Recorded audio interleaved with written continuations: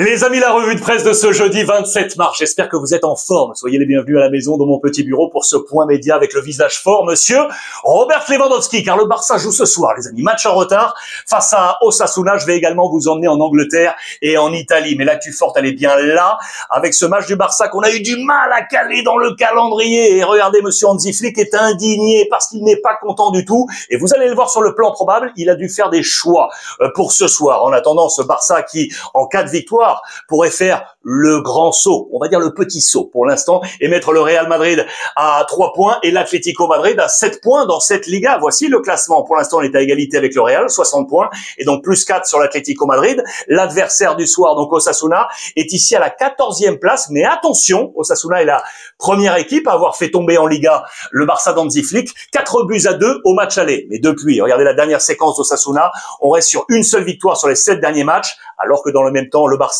réalise le carton plein. 7 sur 7. Voici le plan probable proposé par Marca. C'est au conditionnel, bien évidemment. Koubarsi resterait au repos. Les internationaux, notamment les Brésiliens, je pense à Rafinha qui a pris une petite gifle face à l'Argentine, ne seraient pas là. Voici quel serait ce plan. Baldé, Inigo, Eric Garcia, Koundé devant Chesney, Gavi, Fermin, Pedri, Ferran, Lamine Yamal et Lewandowski qui seraient bien là.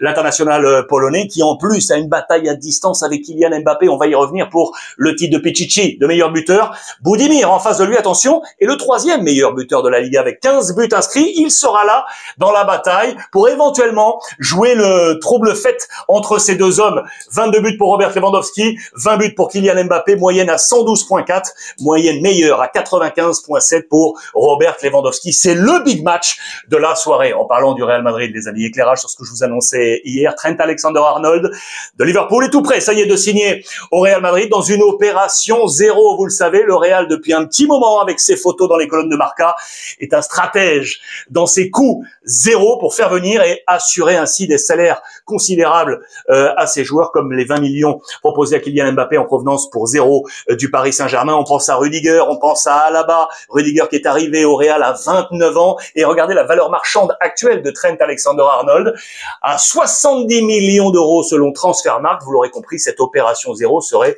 ultra bénéfique pour le Real Madrid. Ça, c'est une bonne nouvelle plutôt. La mauvaise, c'est bien évidemment les internationaux du Real brésilien. On parlait de la gifle reçue face à l'Argentine. Il y a 3 Brésiliens côté Real Madrid avec Vinicius, Rodrigo, Hendrick. Vont-ils switcher le mind pour se relancer du côté de la Liga? Ça sera une affaire à suivre. Courtois, attention, petite gêne, mais tout devrait aller bien pour être opérationnel ce week-end. En marge, regardez l'actu Real Madrid avec Raoul, l'illustre ancien numéro 7 du Real, entraîneur aujourd'hui, vous le savez, qui est du côté de la Castilla. Eh bien, Schalke revient à l'attaque. Le club allemand dont il a défendu les couleurs 2 saisons 2010-2012, il en a été joueur, était déjà revenu pour éventuellement lui proposer un poste de coach. Ils reviennent de nouveau, les Allemands. Que va faire Raoul? Affaire à suivre.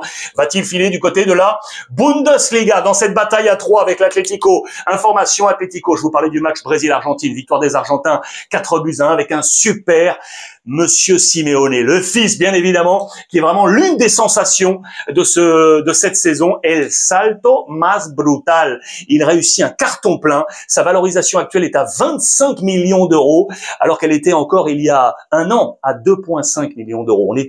On a fait un saut absolument incroyable. Il est actif sur 11 buts de l'Atlético cette saison avec 4 buts marqués et 7 passes décisives, et il a été buteur sous le maillot argentin face au Brésil. Il est à suivre avec l'Atlético aux côtés de qui?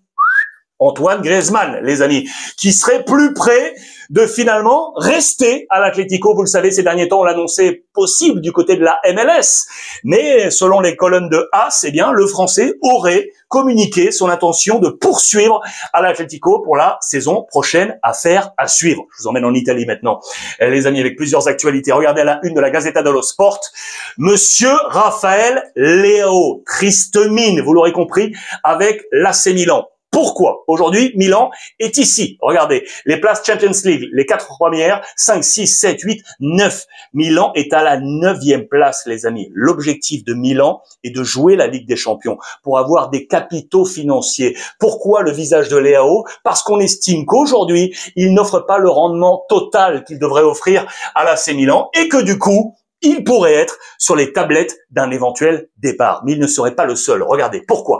Tout simplement, si Leao n'arrive pas à être plus décisif. Pour l'instant, il en est à 10 buts marqués, 9 passes décisives du côté de l'AC Milan. On veut plus. Eh bien, si Milan n'atteint pas l'objectif européen, certes, Milan pourra toujours vivre, mais il va falloir vendre, parce qu'on n'aura pas les capitaux de la Ligue des Champions, il va falloir vendre. Et Leao serait un possible profil vendu, mais donc pas le seul. Et attention, regardez, Hernandez et Mike Maignan pourraient également être sur la voie de sortie en fonction de l'avenir de l'AC Milan dans cette compétition italienne pour toucher bien évidemment les places européennes. On parlait de triste mine, voici un sourire. J'adore, je voulais finir également là-dessus sur deux hommes forts qui sont des joueurs prêtés et des prêts qui ont réussi. Tout d'abord, lui, Moise Kean, je l'adore, du côté de la Fiorentina. Voici tout son parcours et on va y revenir parce que lui, regardez, il affiche une large banane. Avec la Fiorentina, on est là, on est aux portes de l'Europe et notamment, grâce à lui, je vous montre un zoom sur ses chiffres clés,